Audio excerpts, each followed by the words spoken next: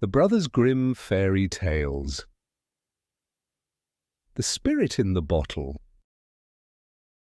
Once upon a time, there was a poor woodcutter who worked from morning until late at night. When he had finally saved up some money, he said to his boy, "You are my only child. I want to spend the money that I have earned by the sweat of my brow on your education. Learn an honest trade so you can support me in my old age when my limbs have grown stiff and I have to sit at home." Then the boy went to a university and studied diligently. His teachers praised him, and he remained there for some time. After he had worked through a few classes, but was still not perfect in everything, the little pittance that the father had saved was all spent, and the boy had to return home to him. "Oh," said the father sadly, "I cannot give you anything more, and in these hard times I cannot earn a heller more than what we need for our daily bread." "Father dear," answered the son, "don't worry about it. If it is God's will, everything will turn out well for me. I will do all right." When the father said he was going into the woods and earn some money by cutting cordwood, the son said, "I will go with you and help you." "No, my son," said the father, "you will find it too difficult. You are not used to hard work and will not be able to do it. Furthermore, I have only one axe and no money left to buy another one with." "Just go to the neighbor," answered the son. "He will lend you his axe until I have earned enough to buy one for myself." So the father borrowed an axe from the neighbor, and the next morning, at daybreak, they went out into the woods together. The son helped his father and was quite cheerful and full of energy. When the sun was directly above them, the father said, "Let us rest now and eat our noon meal, then all will go twice as well." The son picked up his bread and said, "Just you rest, father." "I am not tired. I will walk about a little in the woods and look for birds' nests." "Oh, you fool," said the father. "Why do you want to run about? Afterwards you will be tired and no longer able to lift an arm. Stay here and sit down beside me." But the son went into the woods, ate his bread, was very cheerful, and looked into the green branches to see if he could find a bird's nest. He walked to and fro until at last he came to an enormous oak that was certainly many 100 years old, and that 5 men would not have been able to span. He stood there looking at it, and thought, "Many a bird must have built its nest in that tree." Then suddenly he thought that he heard a voice. Listening, he became aware of someone calling out with a muffled voice, "Let me out! Let me out!" He looked around but could not see anything. Then he thought that the voice was coming out of the ground, so he shouted, "Where are you?" The voice answered, "I am stuck down here among the oak roots." "Let me out! Let me out!"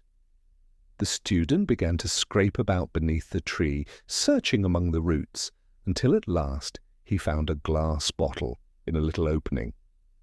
Lifting it up, he held it against the light, and then saw something shaped like a frog jumping up and down inside. "Let me out! Let me out!" it cried again, and the student, thinking no evil, pulled the cork from the bottle. Immediately a spirit ascended from it and began to grow. It grew so fast that within a few moments a horrible fellow, half as big as the tree, was standing there before the student. "Do you know," he cried in a terrifying voice, "what your reward is for having let me out?" "No," replied the student fearlessly. "How should I know that?" "Then I will tell you," shouted the spirit. "I must break your neck for it." "You should have said so sooner," answered the student, "for then I would have left you shut up inside. However, my head is going to stay where it is until more people have been consulted."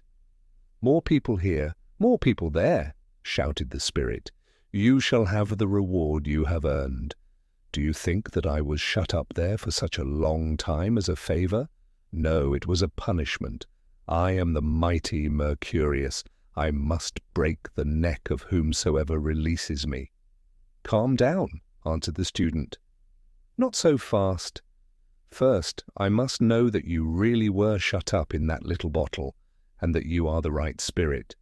If you can indeed get inside again, then I will believe it, and you may do with me whatsoever you want."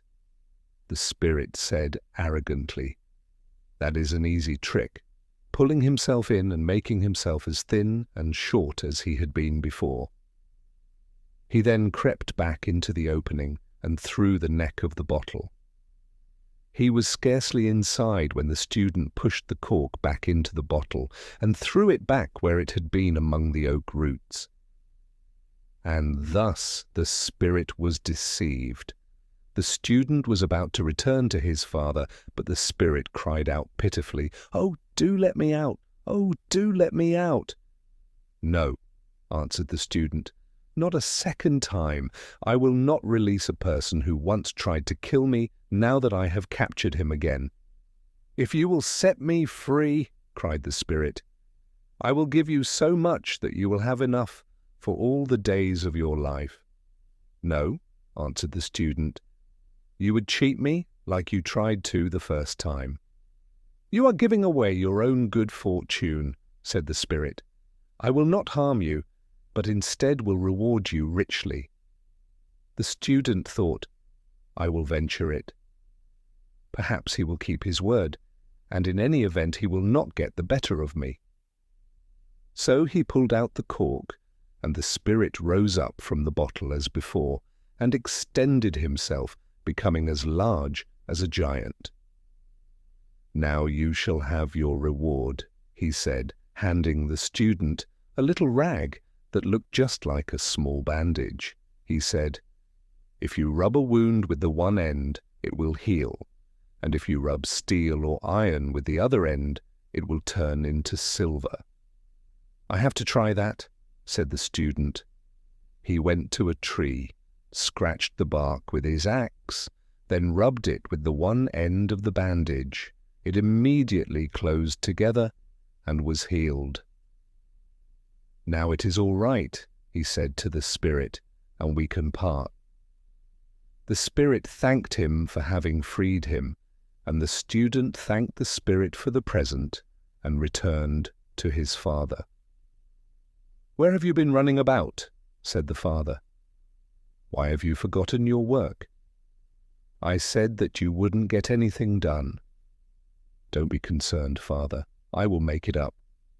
"Make it up indeed," said the father angrily. "Don't bother. Just watch, father. I will soon cut down that tree there and make it crash." Then he took his bandage, rubbed the axe with it, and struck a mighty blow. But because the iron had turned into silver, the cutting edge bent back on itself. "Hey, father, just look what a bad axe you've given me. It is all bent out of shape." The father was shocked and said, "Oh, what have you done? Now I'll have to pay for the axe, and I don't know what with. That is all the good I have from your work." "Don't get angry," said the son. "I will pay for the axe." "Oh, you blockhead," cried the father. "How will you pay for it? You have nothing but what I give you. You have students' tricks stuck in your head, but you don't know anything about chopping wood." After a little while the student said, "Father, I can't work any longer after all. Let's quit for the day." "Now then," he answered, "do you think I can stand around with my hands in my pockets like you? I have to go on working, but you may head for home." "Father, I am here in these woods for the first time. I don't know my way alone. Please go with me." His anger had now subsided, so the father at last let himself be talked into going home with him. There he said to the son, "Go and sell the damaged axe and see what you can get for it. I will have to earn the difference in order to pay the neighbor." The son picked up the axe and took it into town to a goldsmith, who tested it, weighed it, and then said, It is worth 400 thalers. I do not have that much cash with me." The student said, "Give me what you have. I will lend you the rest." The goldsmith gave him 300 thalers and owed him 100. Then the student went home and said, "Father, I have some money. Go and ask the neighbor what he wants for the axe." "I already know," answered the old man. 1 thaler, 6 groschens. "Then give him 2 thalers, 12 groschens. That is double its worth and is plenty. See, I have more than enough money." Then he gave the father 100 thalers, saying, "You shall never need anything. Live just like you want to." "My goodness," said the old man, "where did you get all that money?" Then the son told him everything that had happened, and how, by trusting in his luck, he had made such a catch. With the money that was left, he went back to the university and continued his studies, and because he could heal all wounds with his bandage, he became the most famous doctor in the whole world.